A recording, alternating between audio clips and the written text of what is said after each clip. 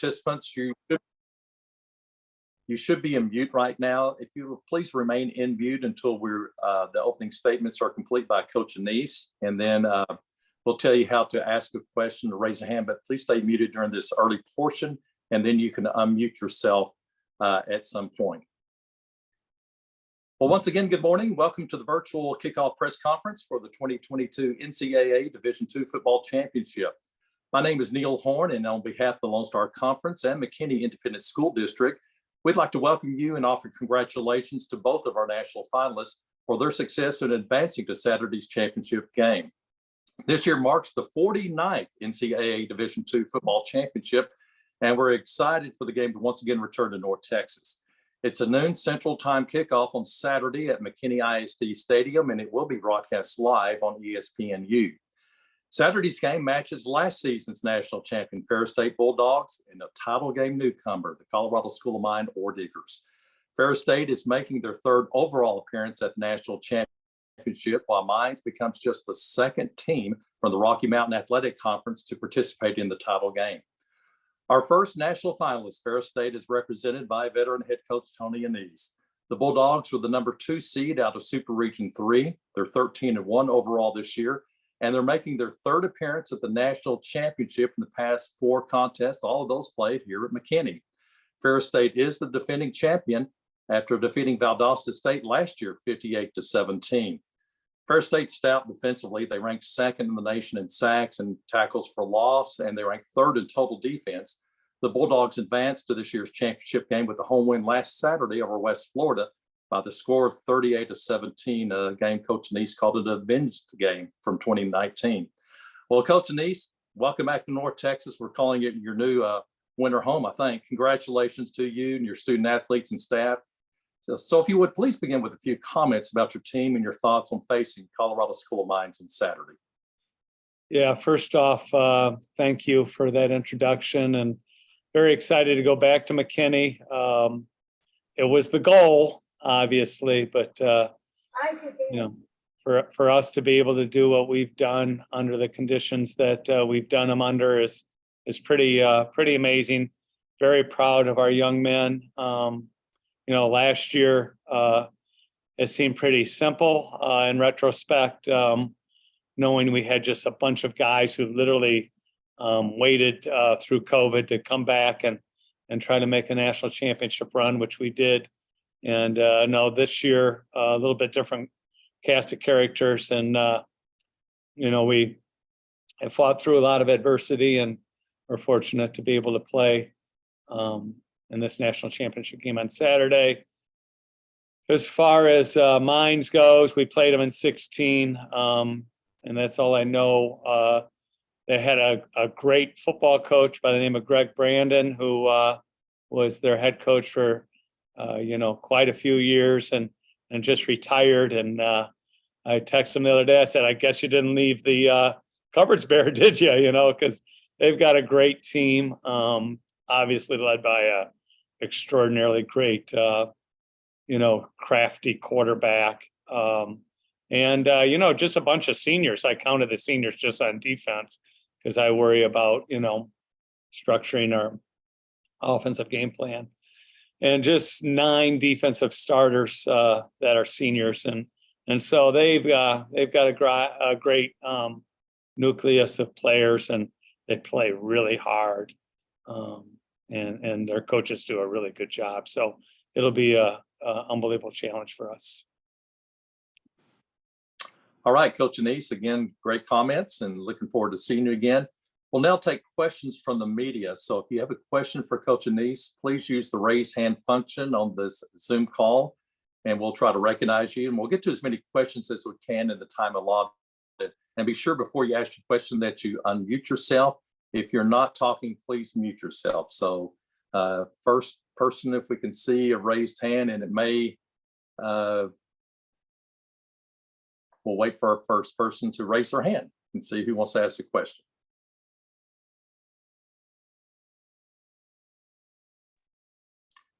All right, I don't. Tony Paul. Go ahead. Good, Tony. Yes. All right, good. Hey, Tony Paul, Detroit News. Good to see you again, virtually anyway. a couple questions for you, but first, the Grand Valley game early in the season, you're defending champions, you lose a tough game there. What's your message to your team after that loss, moving forward? Well, you truthfully just got to put it in perspective. I told my team truthfully that we lost to a great team.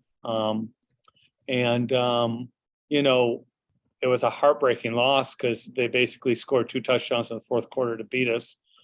And I tried to put it in perspective, letting them know, in 16 we beat them, heartbreaker for them. In 17 we beat them, heartbreaker for them. In 18 we beat them, heartbreaker for them. 19 we beat them, heartbreaker for them. In 2021 beat them, heartbreaker for them. And the tables turned on us, and it happens. And you better expect that when you're playing a game, whether it's football or any other game. And so I just try to put it in perspective, letting our guys know that it happens. I didn't want to make a big deal out of the fact that we had won 43 straight regular season games and it was a school record and they broke it, or the 30-some GLIAC wins in a row that we had and they broke it. And so streaks are made to be broken. And so I just try to put it in perspective, not making excuses for our guys, owning it and, trying to move forward. And it was hard. I mean, I said to people, it was the first time we went to the practice field on a Tuesday after a loss since 2017. And, so those things are hard to deal with, right? But our guys just owned it. And you can tell by the results from that point on that we just fought through it, persevered, and played great football. And then just a second question. Can you give us a little, I'm sure many people know, but maybe a little bit of background on just how Caleb ended up there and just what he's meant to this program? Well, we basically signed his brother, who's, a few years behind him. And I didn't do a lot of research on the whys as far as why things didn't work out at his previous institution, but he had just decided that he was leaving that spot and contacted us, and of course we did our due diligence, and what I love about him truthfully is he's very competitive. He wants to do, he's a pleaser. He wants to please his mom, he wants to please his coaches, he wants to please the team, and he's just got a great team mentality, and he understands that his success has a lot to do with just the structure of the team that's around him, a lot of good players around him, and the structure that the defensive coaches have put in to kind of help him flourish in our scheme. All right, thank you, Coach. Up next, if you'll be sure to unmute yourself, Brendan Plone, ask your questions for Coach Annese, please. Hey, Coach. Brendan Plone for the Denver Post here. The Mines defense leads all of college football in sacks with like 68 or 69. Just you're looking ahead to Saturday. What's going to be the key up front for your O-line and making sure, they don't get through? Well, we've decided not to throw the ball in that game at all. So we're going to try to blow away their statistics. But no, truthfully, actually, they're great at rushing the passer. They're first in the nation. We're second in the nation. We obviously want to minimize, the getting behind the chain circumstance you get when you're playing against a great pass rushing team. But it's Tuesday. We're going to the practice field here in about 45 minutes. We just spent the last 5 hours kind of discussing, how to protect our quarterback. The best way to protect our quarterback is to run the ball effectively, get ahead of the chains, not give them down in distances where they can pin their ears back and get after our quarterback. That's our only hope, truthfully. We've played against some really good pass rushing defenses. Grand Valley's a great pass rushing defense. They use a lot of multiple pressure schemes. And, I'm 100% uncomfortable all the time when we have to throw the ball and it's 2nd and 13 or 3rd and 16 and those kind of things. So hopefully we can just stay ahead of the chains, not put ourselves in a disadvantage. And I'll be honest with you, this year, like last year, we were number one scoring offense in the nation and number one total offensive team in the nation. And this year, I say to our offense, if we get in trouble, let's just punt it, because our defense is really good. So, I've been using that excuse for a while. We're going to hang our hat on our defense, and if we get in trouble, we'll punt it, and hopefully our defense can hold up against a great Mines offense. All right. Thank you again, Coach Brendan, for the question. Next up, Rennie Monahan. If you'll unmute yourself, please ask your question for Coach Annese. Morning, y'all. Hope everybody is having a good day. Coach, what would you, tell us a little bit about how maybe this year's been different than years past as far as your offensive line goes, because there isn't a lot of veteran players on that line, and just how that's been different for you from a coaching standpoint, and also from teams that you've had, especially in the last 3 or 4 years. Yes. So Remy knows that, I've been crying about this for the whole season, but we lost, we basically lost 6 six-year seniors. The truth is there were 5 six-year guys and 1 fifth-year guy who went to the NFL. So 6 guys that we lost on the offensive line. We lost Jared Bernhardt. We lost our top 3 running backs. We lost, this season or last, our top 4 outside receivers. So it's been challenging in regards to being as good as we were last year. When you have a guy like Jared Bernhardt and that kind of line, just those guys just, in and of itself, in the national championship game, I think we threw the ball, twice in the first half and ran up big yards. So we had the capacity to do things a lot different last year compared to this year. With Malik, he's more of a gunslinger, still a dual threat guy, still a guy that can run our offense, but we've done it different ways. And our guys have really had to be patient with that. Malik, truthfully, got put on his back way often, more often than none of us, any of us want. But he hung in there and he's done a nice job. He does have a quick arm, and he does have the capacity to beat pressure, with just quick throws. And so hopefully we'll be able to do that on Saturday if they're bringing multiple pressure packages. All right. Thanks, Coach. Next up, Dylan Ryder. You'll unmute yourself and ask your question to Coach Annese. Hey, Coach. Dylan Ryder from the Ferris State Torch. As you were just kind of saying, you lost a lot of talent. You lost a lot of leadership from last year's national championship. Despite this, you're still going to another national championship. How do you see that happened, and what was the story there? Well, I said on Saturday, just, pinch me, wow. It's just been extraordinary. Our guys here, I don't know what it is, but our guys here are just so committed to the process. Like a lot of people talk about culture and how great, a team's culture is. Come to Ferris State, you'll figure out, just kind of study our culture, and our guys are just. We went to the practice field yesterday for like 45 minutes, and I said to a couple of my coaches, "You couldn't have been on our practice field and thought that our team just won a semifinal game to go to the national championship." We're just so locked in. Our kids, they have such high expectations for themselves and for the team. I don't want to say higher than me, but equal to mine. And so they've just been so gritty. It's been incredible. And actually yesterday, driving home from work, Liam Daly FaceTimed me, who was our linebacker last year.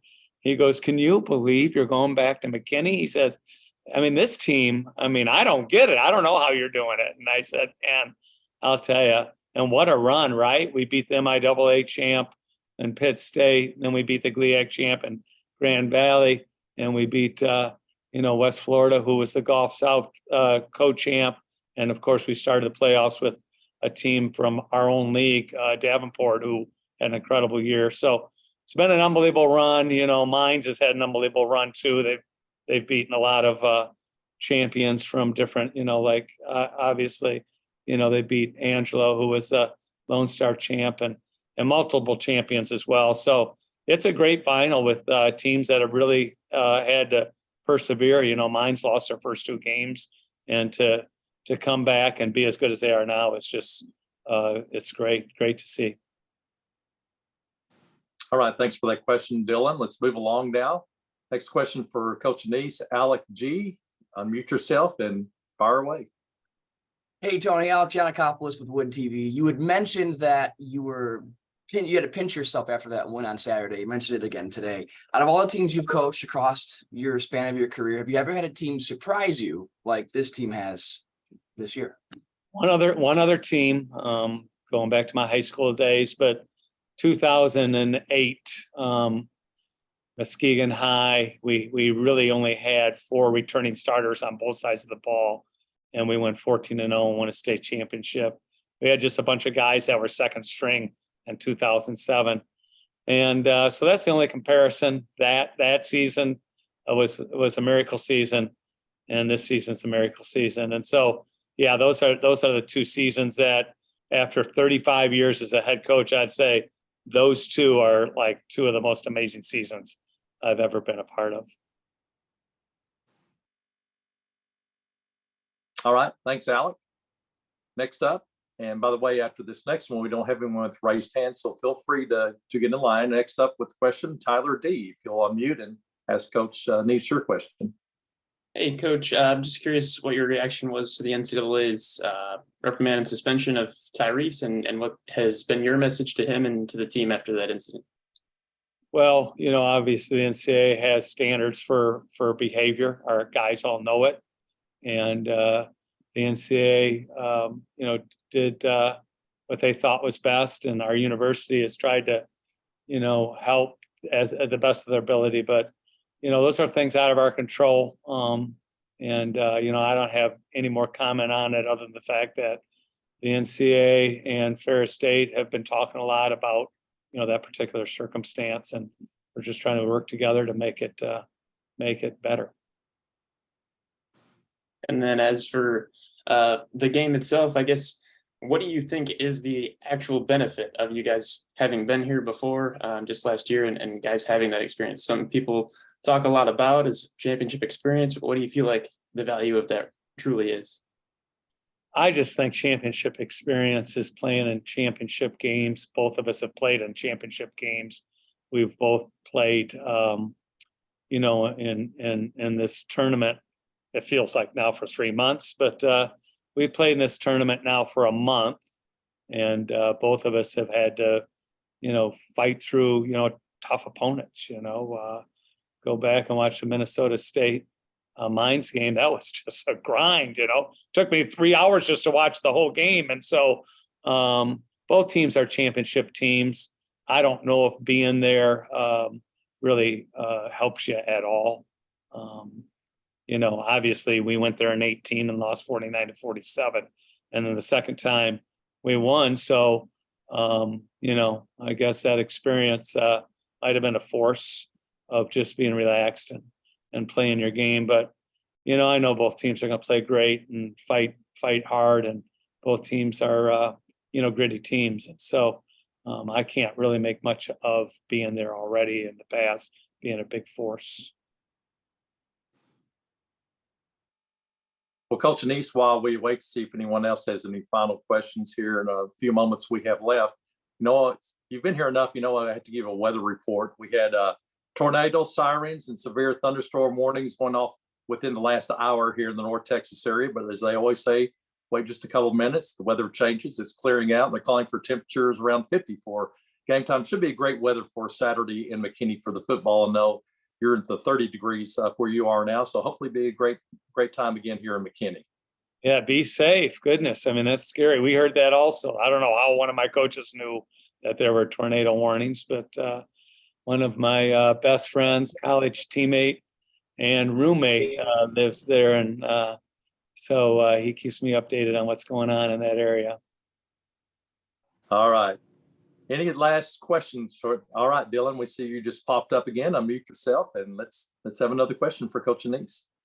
Coach, as you've gone through these playoffs, you started it with a 41-7 win against Davenport. And as these playoffs have gone on, they've gotten tighter and tighter, from a 17-14, 24-21, and then keeping it close with the Argos until the second half. What does it take to kind of stay into these games and keep it locked in? Yeah, that's a good question, Dylan. Even the first game against Davenport, we were down 7-6, probably 3 minutes to go in the second quarter in a snowstorm. And so obviously that's a challenging circumstance, knowing that, the weather is really a force of just making you a little bit nervous. Can you, it's 7-6, can anybody score again, in a snowstorm? And so our guys hung in there and ended up, playing great. Scored really twice right before half to get a good lead. And then, going to the Pitt State game, a huge grind, tied at halftime with a circumstance where they scored late in the second quarter twice. One was a pick six to make it 14-14. And so down 14-7 against Grand Valley at halftime, and then tied with West Florida at halftime. So, we've walked in there, with not the greatest of circumstances at halftime, but just hang in there and try to keep your guys calm and know that it's a 4-quarter game. Truthfully, watching Mines games too, they've had some, really interesting circumstances where they were behind at halftime or behind, they were down 28-14 against Minnesota State. And so they face the same challenges. You can tell when teams are well coached, they're not going to panic in those situations. And when they got veteran players and we have veteran players, not a lot of veterans that played a ton last year's game, but they're veterans. They've been around a while. They know what the expectations of the program are and how to just, play a 4-quarter game. And so that's going to be our goal, play a 4-quarter game. If you told me that we would be horrible in the first half and able to eke out a 1-point win in the national championship game, I'm taking it right now. Neil, I won't even come down if you guys can fix that for me. All right. Well, I don't think the fix is in, but it's always great visiting with you, Coach Annese. And that will conclude the first part of our virtual kickoff press conference with Ferris State. And Coach Annese, thank you again for joining us. We really enjoyed it. We'll resume with Coach Brandon Moore in the Colorado State Mines Ore Diggers on the half hour. That's 11:30 Eastern Time, 10:30 Central, and 9:30 Mountain Time, since we're spanning several time zones here. So if you're attending that portion of the press conference, there's no need to close your browser or leave the session. We'll just leave it open and begin promptly on the half hour. Thanks again, Coach Annese. Thank you. Exit out.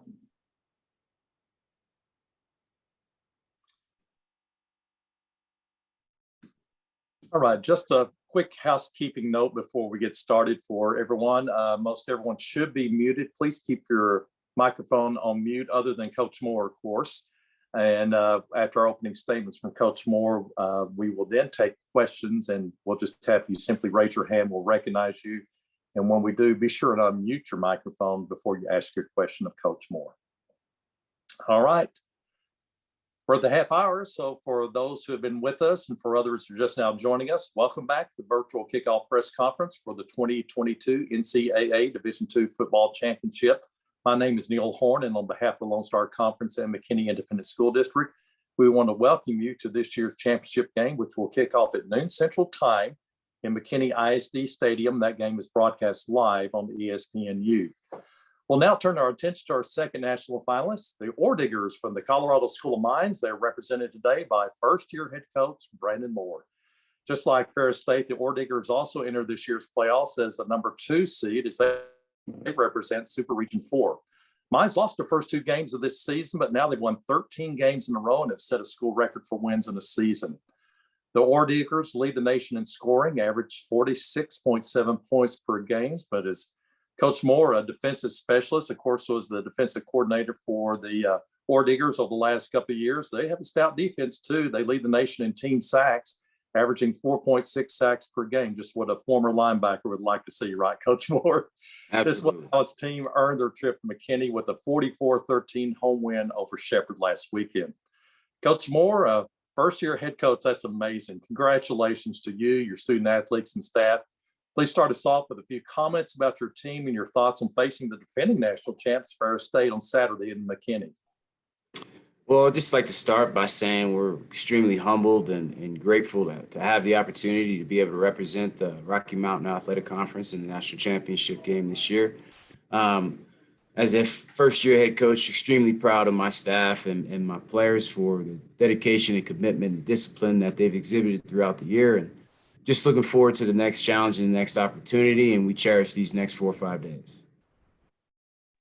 Well, you mentioned the RMAC. You're just the second team from the RMAC to make the national championship. The one before you, as well know, did win it at that time. So good luck to you Saturday. We'll now take questions from the media. If you have a question for Coach Moore, just please raise your hand, the raise hand function on your screen, and you'll be recognized. And we'll get to as many questions as we can in the remaining allotted time. And so we'll give you just a few moments for you to raise your hand, Coach Moore. Again, with your defensive background as an NFL linebacker in August, that's something you like to stress, getting in to get those sacks. Is that one of the reasons why your team does that so well? I can't take full credit for the defensive success. Our D coordinator, Trip Chalmers, does an excellent job. He's a former defensive lineman, and he's really adept at coaching pass rushers, and has done a great job adopting the system and really evolving it into something that's interesting to watch. All right. We got a few questions now coming in. We'll recognize first Tony Paul. Tony, if you'll be sure and unmute and fire away your question with Coach Moore. Yeah, Tony Paul, Detroit News. Appreciate your time. A couple of questions. First, you start the season with your first game, a loss to Grand Valley State. What's the message? Interestingly, Ferris had a tough loss to Grand Valley State early in the season too that they bounced back from. What was your message to your team after starting the season with that loss? Well, Grand Valley is a difficult place to play, to say the least. And also, it was my first game. Basically, I apologized to him. I told him that I was sorry for putting him in this position, and we were a good team. We would rebound. We would accomplish great things, and the program was gonna progress in the right direction. We retreated into our culture and what we do, and just play with disciplined football, and we're accountable to each other. And then just second, on their defensive side, they have Caleb over there, one of the best players in, I guess, D2, but really all of college football. How much of a challenge is he in this game? A tremendous challenge. A guy leads the nation in sacks. He does an incredible job. He's a force, in all honesty, on the field. So it's going to require a lot of scheming, game planning, and just trying to figure out how to mitigate his attack. He's going to have his successes. I think it's naive to say that he won't be successful as a player in this game, but we've got good players too, and we just we look forward to the challenge, and we're going to get after it and use every tool we have. All right, Tony, appreciate the questions. Next up, Brendan Plone. Ask your questions for Coach Moore. Hey, Coach Moore, it's Brendan Plone from the Post. Hope you're doing well today. Thank you. So players have mentioned it, and you said on Saturday just how Mines football is just different. When you think about the last few years, no one from the team entered the transfer portal. Just kind of what has it meant to see how everyone is bought in and reaching this stage? Well, I think part of our culture is our athletes. They have a say, they have a voice in who we allow into the program, whether it be a coach or whether it be their respective teammates. Our players are a great litmus test just for who's going to make it, who has the right stuff, for lack of a better way of saying it, and who's going to be successful and help the team be successful.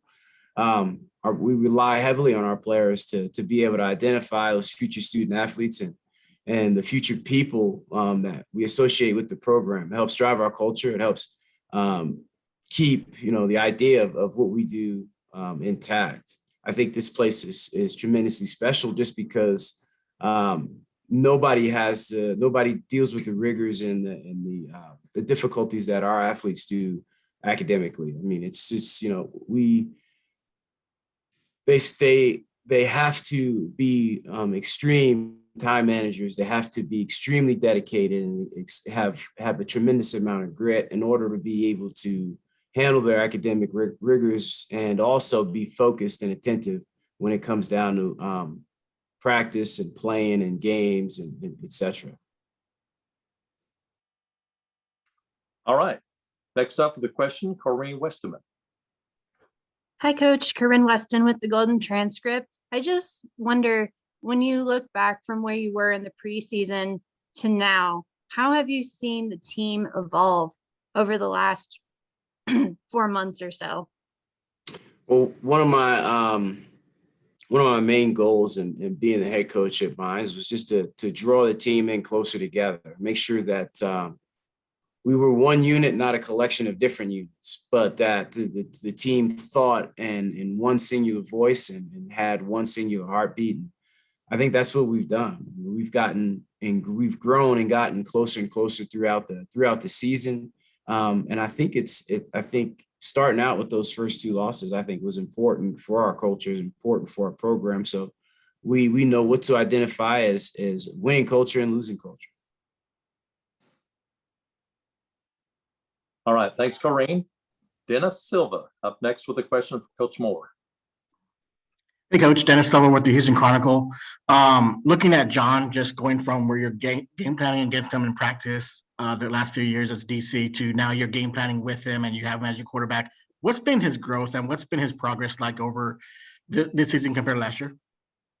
I think it's what our offensive coordinator, Pete Sturbick, gives him. I think Pete does an incredible job with giving John the tools, enough plays, enough options to go into each additional week. And he just continues to grow the book as the week goes on.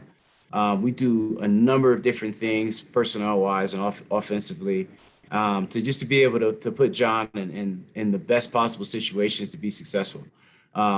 So we do that, but John is also able to create on his own, and we see that week in and week out. All right, Coach Moore, while we wait to see, we have another question there now from Danielle. Hi, Coach. Danielle Allentuck with the Gazette. Speaking of John, just how would you describe him as a teammate and a leader for your offense? John is the ultimate teammate. He loves and respects all of his teammates. He has an outstanding relationship with all the players on the team, and he's extremely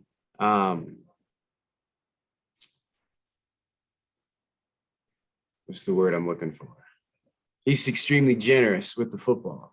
He delivers the ball all over the field. There's nobody offensively who's upset with anything or wants the ball more or even needs the ball more. He does an excellent job at delivering the ball and getting it out. But his leadership qualities are really what makes him special. The team unites behind him. When he speaks, everyone listens, and he's formidable for the offense and the defense alike. John is an incredible person first, but an incredible athlete as well. And I believe it is finals week right now. Has that added any complications, any added stress as you guys prepare? Yes, we're mitigating it. I mean, it's just one of those things that we have to deal with throughout the playoffs. It's not foreign to us, and it's fortunate enough that we've been in this position before. Not nearly this late into the playoffs, but we've had to interact with finals here at Mines, and for our student athletes, they can be unforgiving at times, but we're mitigating those things the best way we can. Thank you. All right, Brendan Plone, back up with another question. Go ahead, Brendan. Hey, Coach. Yesterday, Matt Armendariz was named as an All-American. And he's one of the super seniors who came back for his 6th year. Just for you, obviously you've been with the program for a number of years, but seeing his growth, kind of just what has he meant to the program as a whole, and especially, his final year? Maddie is definitely our leader up front in the O-line. Maddie was a captain last year. The only reason he wasn't a captain this year is because we reduced the number from 6 to 4. I think Maddie is an exceptional player and an exceptional person. And it's been awesome seeing him develop and seeing him come along throughout the years. I think our super seniors, our 6-year seniors are our tool that we use here at Mines to have success and to be successful, because, those guys can come out and get a master's degree in a year and add to their personal income, but also they come in as grown men, 23, 24-year-old men who are going to help us on Saturdays. All right, Doreen Westerman, once again, you're up. Hey, Coach, I just wanted to ask, is there anything specific you're looking to do against Ferris State in order to bring the trophy home to Golden this weekend? I think it's going to come down to us just playing our brand of football, being Mines, not trying to be anyone else, not trying to jump outside of the realm of what we do and what we represent. I think as long as we play our brand of football to our standard, I think we'll be okay. Ferris is an outstanding football team, and it's just going to be a fight on both sides of the ball for us. But we're definitely up to the challenge. And then I just had another quick question. A lot of fans are getting to know Mines a lot better now with the success you've had this season. For those new fans, what would you want them to know about the program and about the team this year? That one, we've come a long way, and two, that we're here to stay. We are confident about recruiting the right student athlete. We're confident about being able to compete at a high level. We're confident about being able to win at a high level. I think Mines football is committed. The program is committed to being good. The program is committed to continuing to win championships, and we seek out to do that. All right, let's recognize Zach Chavez with our next question. Zach. Hey, Coach, it's Zach at the RMAC. We spoke earlier this season in preseason about the culture that you've stepped into and helped build as an assistant. You've proven that you can hit the gas early and put it on teams from the jump. What's the key to be able to get that fast-paced start for this weekend? Well, the key is going to be John Matoka. It's going to be Tristan Smith. It's going to be Max McLeod. It's going to be Josh Johnston. It's going to be Mason Carp. I think we have an outstanding receiving core. Those guys do an incredible job of being able to create separation and space. And John does an incredible job of being able to create room and time to be able to deal the ball. It's what makes our offense explosive. It's what makes Mines football formidable. I think as long as John is seeing things the way he needs to see them and being able to deal the ball, and he's got time to do it, I think we'll be okay. All right, Coach, we don't have any hands raised right now. We still have a few minutes. We'll allow anyone else to ask a question, but while we wait for those, this, of course, is the first trip to the national championship game for Mines, but you have experienced yourself 22 years ago playing as a linebacker at the University of Oklahoma when the Sooners won the national championship. What experience as a player playing in a national championship game have you been able to convey to your players? Just how busy it is. The experience leading up to the game is very, very busy. There's a lot going on. There's a lot of distractions, and we're just going to try to keep the players in the program in some sort of a bubble so that, we don't get too distracted and we can stay focused on winning the game on Saturday. I think it's important for our players to cherish and enjoy the experience.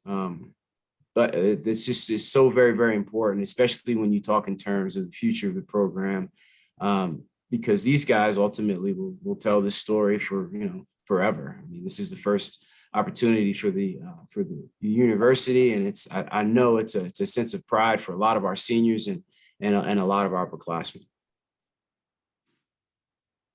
All right. Any other questions for Coach Moore before we wrap up? And while I wait to see if there are, Coach Moore will give you the weather report for North Texas. We had tornadoes and thunderstorms just an hour or two ago up in this area. So, as you know, from being your time probably in Oklahoma, that, you know, just wait a couple minutes, the weather changes, and it is changed. It's cleared out. And weather's been great for Saturday. Lower 50s, I think game time kickoff temperature is predicted. So, you know, y'all get to come a little bit out of the cold, out of Golden, Colorado, and should be a great game with Ferris State. Awesome. All right. Well, seeing no other questions for Coach Moore, I know he's got a busy time, so we'll let him go. That concludes our virtual kickoff press conference. By the way, a recording of today's call will be placed on the Media Hub in the press conference folder. A link to that Media Hub was sent out earlier today, and if you did not receive that or if you have any questions, please contact Phil Pierce at the NCAA. Thank you for your participation. Coach Moore, thank you. Good luck on Saturday. We look forward to seeing all of you on Championship Saturday at noon kickoff in McKinney, Texas. Good morning, everyone. Thank you.